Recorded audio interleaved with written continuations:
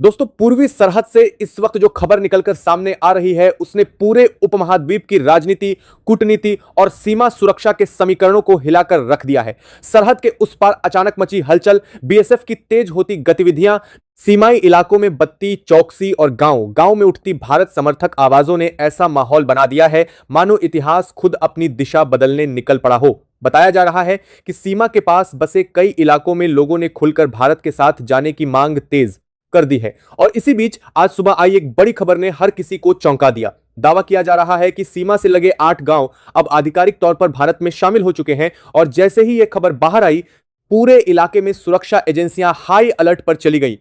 सरहद पर तनाव अपने चरम पर है, लेकिन दूसरी तरफ भारत समर्थक लोगों में जबरदस्त उत्साह देखने को मिल रहा है। आखिर क्या है इस पूरे घटनाक्रम का सच? कैसे रातों रात बदल गए सरहद के हालात?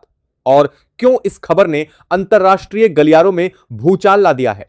आज की इस बड़ी और विस्फोटक रिपोर्ट में हम आपको पूरी कहानी विस्तार से दिखाने जा रहे हैं।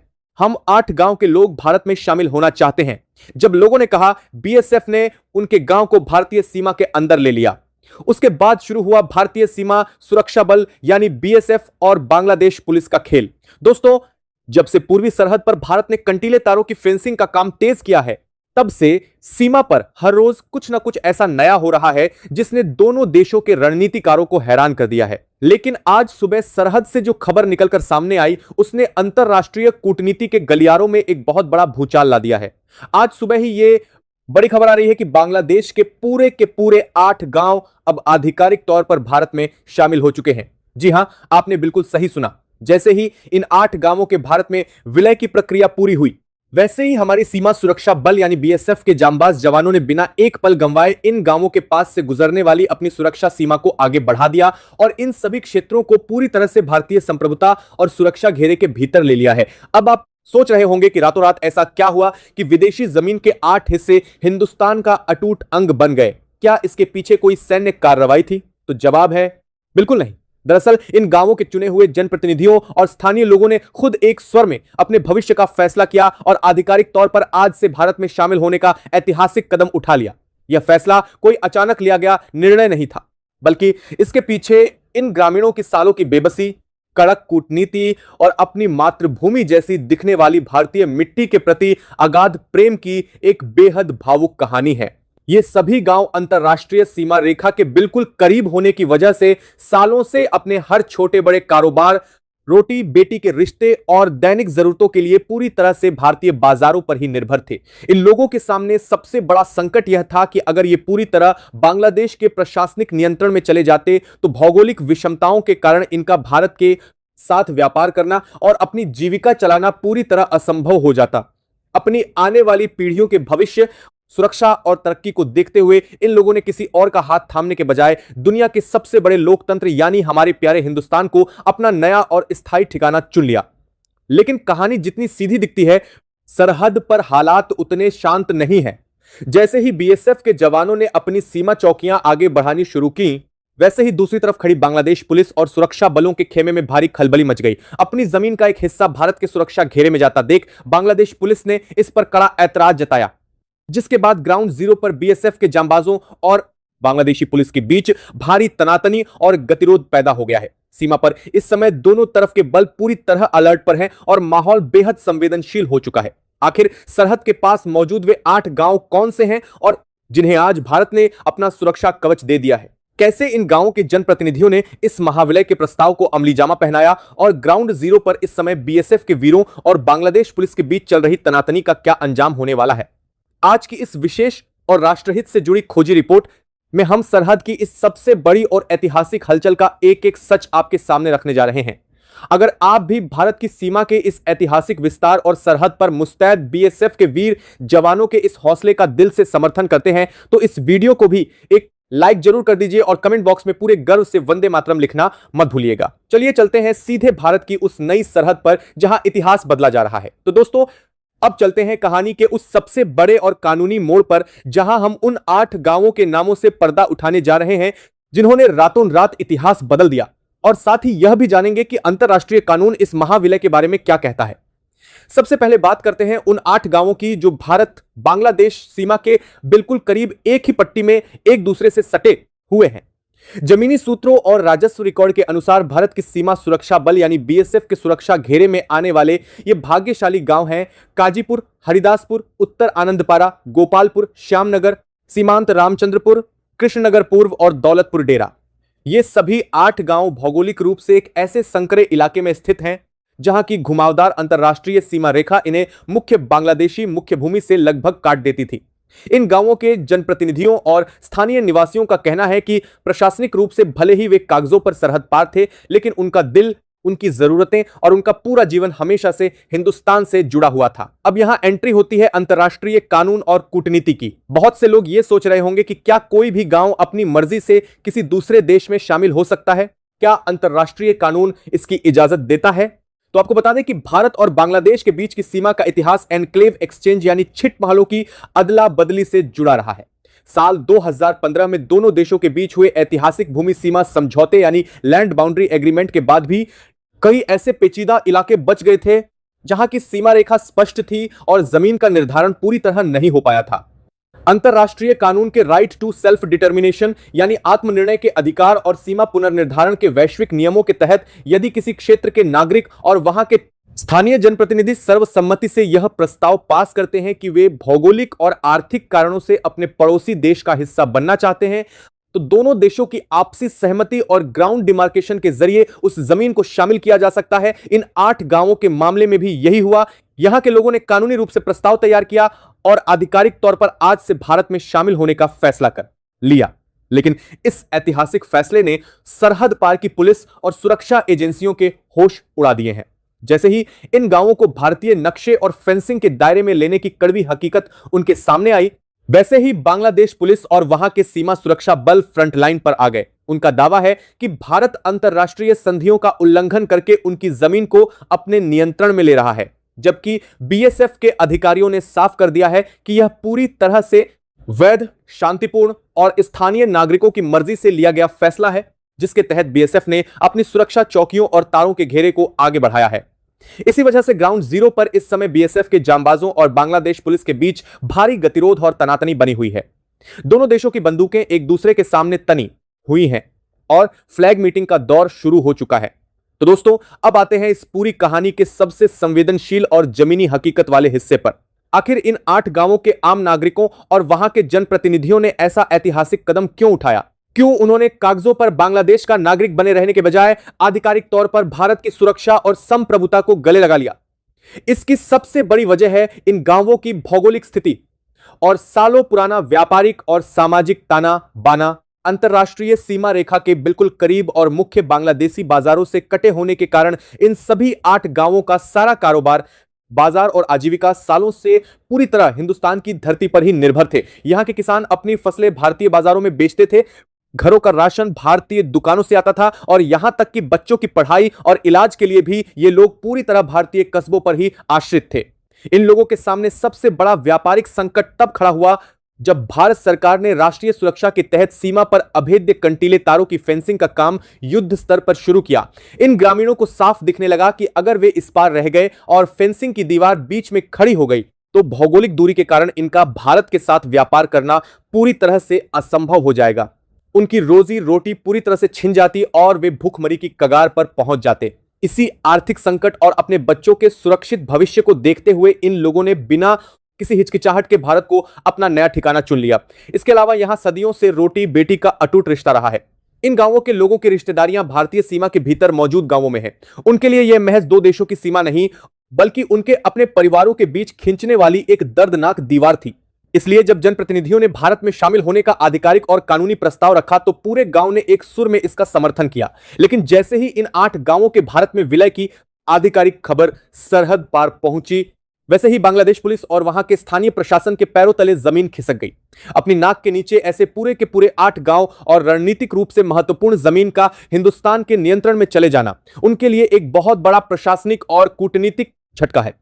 यही वजह है कि बांग्लादेश पुलिस ने तुरंत भारी संख्या में सीमा पर अपने जवानों को तैनात कर दिया और बीएसएफ द्वारा बढ़ाई जा रही नई सुरक्षा सीमा और फेंसिंग के काम पर कड़ा ऐतराज जताते हुए उसे रोकने की कोशिश की। बांग्लादेश पुलिस का दावा है कि यह जमीन उनकी प्रशासनिक सीमा में आती है जबकि हमारी सीमा सुरक्षा बल यानी बीएसएफ के अधिकारियों ने दो टूक शब्दों में साफ कर दिया है कि स्थानीय जनता की मर्जी, कानूनी प्रस्ताव और अंतरराष्ट्रीय सीमा पुनर्निर्धारण के नियमों के तहत अब यह क्षेत्र पूरी तरह से भारतीय संप्रभुता का हिस्सा है। इसी वजह से ग्राउंड जीरो पर इस समय दोनों तरफ के सुरक्षा बलों के बीच भारी तनातनी, तीखी बहस और गतिरोध का माहौल बना हुआ है। माहौल इस कदर संवेदनशील है कि दोनों तरफ से अतिरिक्त कुमुक बुलाई जा चुकी हैं और पल पल स्थिति बदल रही है। तो दोस्तों, अब आते हैं इस पूरी कहानी के उस सबसे बड़े और सबसे महत्वपूर्ण सवाल पर जो इस समय देश के करोड़ों लोगों के मन में गूंज रहा है। बहुत से लोग यह पूछ रहे हैं कि एक तरफ तो भारत सरकार बांग्लादेशी घुसपैठियों को चुन चुनकर बाहर निकालने और सरहद पर भगाने के लिए इतने कड़े कदम उठा रही है, तो फिर दूसरी तरफ अचानक बांग्लादेश के इन 8 गांवों और वहां के नागरिकों को गले लगाकर देश में क्यों शामिल किया जा रहा है? आखिर भारत की इस दोहरी रणनीति के पीछे का असली सच क्या है? इस विरोधाभास को समझने के लिए हमें इन गांवों के जनसांख्यिकीय ढांचे और भारत सरकार के एक बेहद ऐतिहासिक कानून को समझना होगा। ग्राउंड जीरो से आ रही पुख्ता रिपोर्टों के अनुसार इन सभी 8 गांवों की कुल आबादी में से 80% से भी ज्यादा आबादी हिंदू अल्पसंख्यकों की है।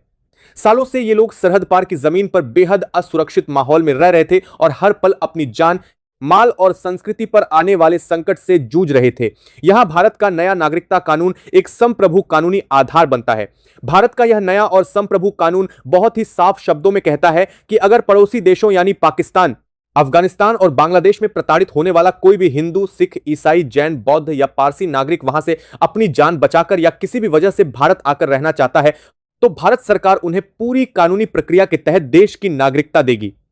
इसी ऐतिहासिक और मानवीय कानून के प्रावधानों को ध्यान में रखते हुए सीमा सुरक्षा बल यानी बीएसएफ के शीर्ष अधिकारियों ने गृह मंत्रालय से इस बेहद संवेदनशील मुद्दे पर लगातार उच्च स्तरीय बातचीत और समन्वय स्थापित किया। कानून के इन्हीं ठोस नियमों को ढाल बनाकर और गृह मंत्रालय से हरी झंडी मिलने के बाद ही बीएसएफ ने इन 8 गांवों के स्थानीय जनप्रतिनिधियों के प्रस्ताव को स्वीकार किया और उन्हें आधिकारिक तौर पर भारत के नक्शे और सुरक्षा घेरे में शामिल कर लिया। यह कदम उन अवैध घुसपैठियों के खिलाफ चलाए जा रहे अभियान से बिल्कुल अलग है जो बिना किसी वैध दस्तावेज के देश की आंतरिक सुरक्षा को नुकसान पहुंचाने के लिए भारत में दाखिल होते हैं। यह बात उन प्रताड़ित अल्पसंख्यकों की है जिन्हें भारतीय कानून के तहत शरण और अधिकार देने का वादा खुद देश की संसद ने किया है। यही वजह है कि भारत सरकार ने इन 8 गांवों के नागरिकों को अपनाकर सरहद पर बैठी ताकतों को एक बहुत ही कड़ा और स्पष्ट संदेश दे दिया है। तो दोस्तों, इस पूरे घटनाक्रम को अगर हम व्यापक भू राजनीतिक और सामरिक नजरिए से देखें तो यह बात पूरी तरह साफ हो जाती है कि यह बदलाव केवल कागजी नहीं है, यह नए भारत की उस दृढ़ इच्छा शक्ति का परिणाम है जहां राष्ट्रीय सुरक्षा और मानवीय दृष्टिकोण दोनों को एक साथ प्राथमिकता दी जा रही है। अमित शाह के 45 दिनों के कड़े अल्टीमेटम के तहत अब इस नई सीमा पर भी आधुनिक तकनीकों और स्मार्ट फेंसिंग का काम बेहद तेजी से शुरू किया जा रहा है। जैसे ही यह नया सुरक्षा घेरा पूरी तरह बनकर तैयार हो जाएगा, वैसे ही इन 8 गांवों के नागरिकों को भारतीय मुख्य भूमि से जोड़ने वाले सभी प्रशासनिक और बुनियादी ढांचे को भी मजबूत कर दिया जाएगा। इस ऐतिहासिक विलय ने सरहद पार की ताकतों को यह साफ संदेश दे दिया है कि भारत न तो अपनी 1 इंच जमीन किसी को हथियाने देगा और न ही अपने नागरिकता कानून के तहत आने वाले शरणार्थियों को बेसहारा छोड़ेगा। बांग्लादेश पुलिस की बौखलाहट और उनका विरोध इस बात का प्रमाण है कि भारत की इस कड़क कूटनीति ने उनके सारे पुराने समीकरणों को पूरी तरह से ध्वस्त कर दिया है।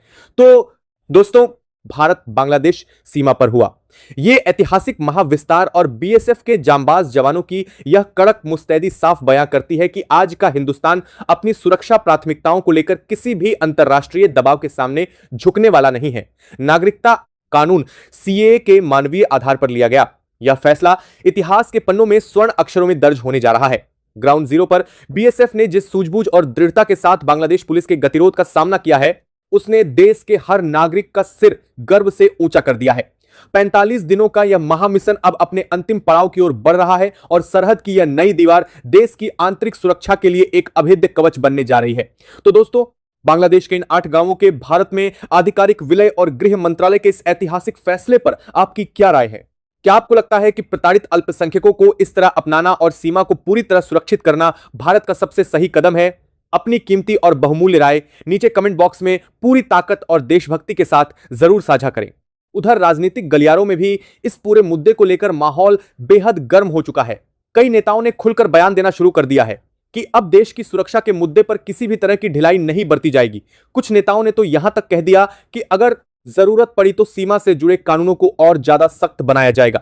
बताया जा रहा है कि आने वाले समय में सीमावर्ती जिलों में नागरिक सत्यापन और दस्तावेज जांच की प्रक्रिया और तेज की जा सकती है। इसके अलावा कई राज्यों के पुलिस अधिकारियों और केंद्रीय एजेंसियों के बीच समन्वय बढ़ाने पर भी जोर दिया जा रहा है, क्योंकि अब यह साफ हो चुका है कि मामला केवल सीमा तक सीमित नहीं है, बल्कि इसका असर देश की आंतरिक सुरक्षा तक पहुंच चुका है। इसी बीच सोशल मीडिया पर भी इस पूरे मुद्दे को लेकर जबरदस्त बहस छिड़ गई है। कुछ लोग सरकार की इस सख्ती को राष्ट्रीय सुरक्षा के लिए जरूरी बता रहे हैं, तो कुछ लोग इसे ऐतिहासिक कदम कह रहे हैं। लेकिन सीमा पर तैनात जवानों के लिए यह सिर्फ बहस का मुद्दा नहीं, बल्कि रोज का संघर्ष है। कई जवान ऐसे इलाकों में ड्यूटी कर रहे हैं जहां चारों तरफ दलदल, नदी और घना जंगल है। कई बार घंटों तक पानी में खड़े रहकर निगरानी करनी पड़ती है, लेकिन इसके बावजूद अब फोर्स का मनोबल पहले से कहीं ज्यादा आक्रामक दिखाई दे रहा है। सूत्रों के मुताबिक जवानों को साफ निर्देश दिए गए हैं कि किसी भी संदिग्ध गतिविधि को हल्के में ना लिया जाए और जरूरत पड़ने पर तुरंत जवाबी कार्रवाई की जाए।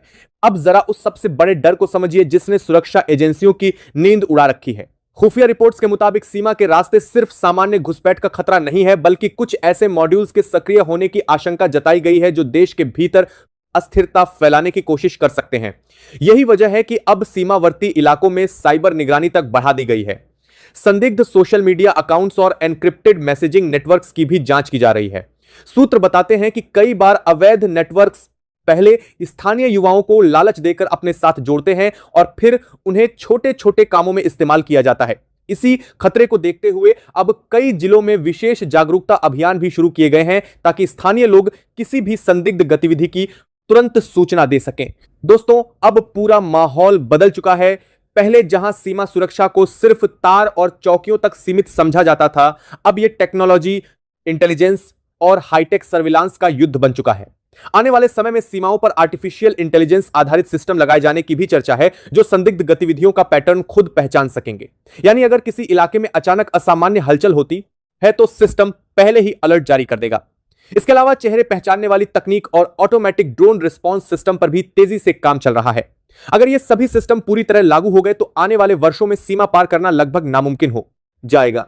लेकिन इन सबके बीच सबसे अहम सवाल अभी भी वही है, क्या यह पूरा मिशन सच में उन सभी चुनौतियों को खत्म कर पाएगा जो वर्षों से देश की सुरक्षा के लिए सिरदर्द बनी हुई थी? क्या टेक्नोलॉजी और शक्ति का यह नया मॉडल वाकई सीमा को अभेद्य बना पाएगा, या फिर सामने वाले भी इसके जवाब में कोई नई चाल चलने की कोशिश करेंगे? क्योंकि सीमा पर चल रहा यह खेल अब केवल जमीन का नहीं रहा, यह तकनीक, रणनीति और मनोवैज्ञानिक दबाव की ऐसी लड़ाई बन चुका है जिसमें हर कदम बहुत मायने रखता है। और दोस्तों, सूत्रों की माने तो आने वाले कुछ महीनों में सीमा पर ऐसे बड़े फैसले देखने को मिल सकते हैं जिनकी अभी सिर्फ अंदर खाने चर्चा चल रही है। कहा जा रहा है कि कई नए फॉरवर्ड ऑपरेशन बेस बनाए जा सकते हैं। कुछ इलाकों में अतिरिक्त बटालियन तैनात करने की तैयारी भी चल रही है। वहीं हाई स्पीड पेट्रोलिंग बोट्स और नई पीढ़ी के सर्विलांस ड्रोन भी सीमावर्ती सेक्टरों में भेजे जा सकते हैं। यानी साफ है कि आने वाला समय सीमा सुरक्षा के लिहाज से पूरी तरह अलग होने वाला है। दोस्तों, अब आप खुद बताइए, आपको क्या लगता है?